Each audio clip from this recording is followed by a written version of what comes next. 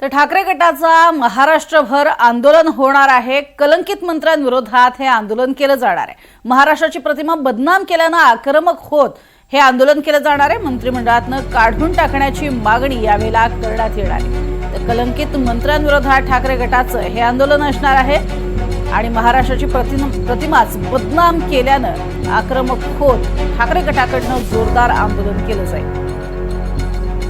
माहिती घेऊयात प्रवीण धुळकर यांच्याकडनं। प्रवीण, जोरदार अशी आंदोलनाची तयारी ठाकरे गटाकडनं करण्यात आली आहे, काय अधिक माहिती?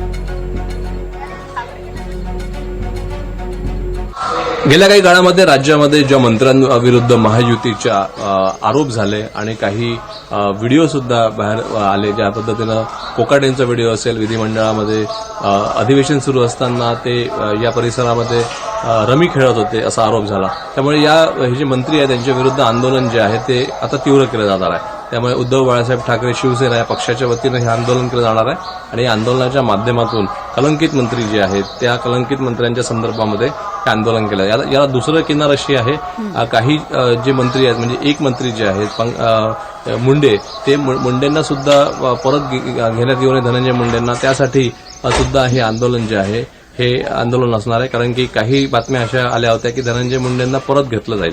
त्यामुळे एकंदरीतच कोणत्याही कलंकित मंत्र्याला परत घेतलं जाऊ नये यासाठी सुद्धा दबाव जो आहे तो हा राहणार आहे। नक्कीच। तुर्तास धन्यवाद या संपूर्ण माहितीसाठी महेंद्र।